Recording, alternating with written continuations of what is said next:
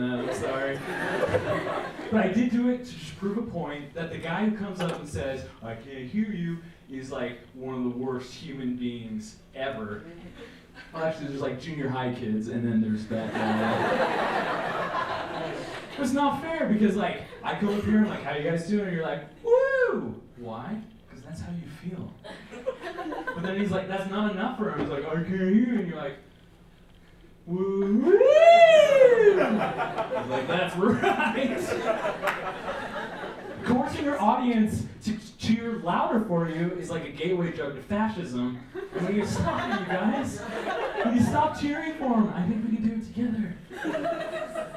Another thing I think we can stop is another guy who comes up to the pulpit. You've seen this before. He's like, okay, I'm gonna need you guys to stand up. No! It's not fair. You got option 1, you can stand up, feel like a doofus. Option 2, stay sitting down, you feel like a jerk. I'm gonna introduce you guys to option number 3, and I think you can solve all of our problems. He comes up, okay, I'm gonna need you guys to stand up. You stand up, and then just start walking towards him. And be like, yeah, all right, yeah. What are you guys doing?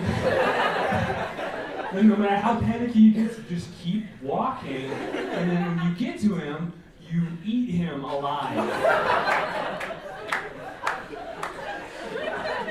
I'm sorry, sir, did you not want to be eaten alive? You just wanted a little bit of power? We gave you power to start the zombie apocalypse.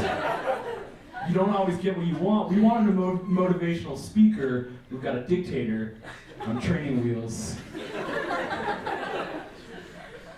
I'm going to talk about something else to calm down. I read a nice book the other day. It was about how we subconsciously choose like somebody we want to date, like a mate, if we're going to get Darwin about it.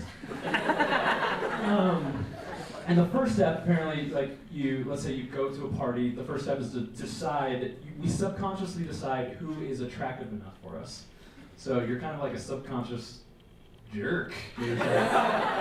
You can stay, you can leave, you can definitely leave, you're all I want right now, you can leave. Wait, why aren't you talking to me? Do you think you're better than me? You can stay. See where this goes. Step 2 is my least favorite step, by far. Apparently when we found the person and we're talking to them, we sniff them. You do this. You do this. I do this. To subconsciously test out their pheromones to see if they're biologically compatible to you. I do not like the idea that people are smelling me to see if I'm compatible with them. I have a fear that I have a smell. It originated when my mom called me on the phone. She's like, yeah, your sister said you have a smell. And I immediately hung up the phone and bleached everything I own.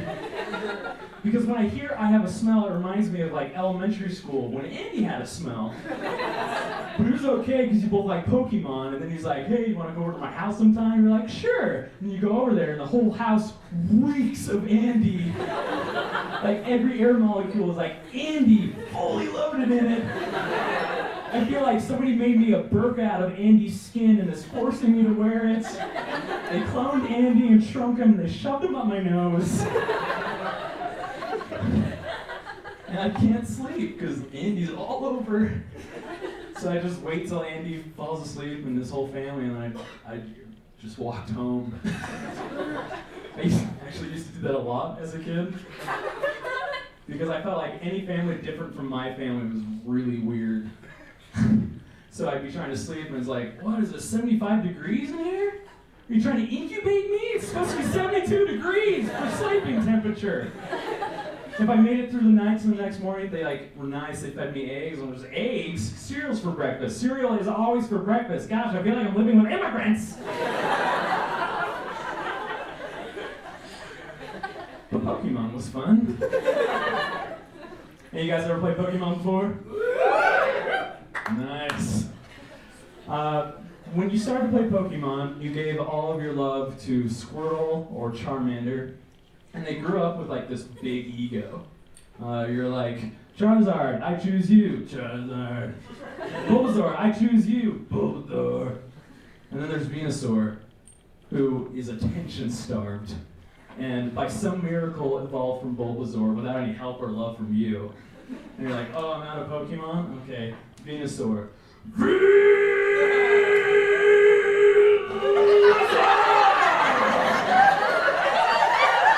all I got.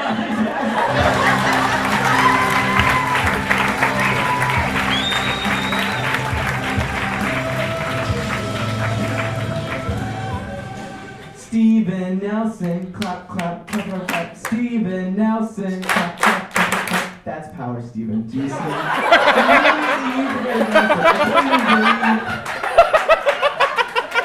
than 3 hours ago. You guys like more commands? Excellent. This joke prepared me for yours.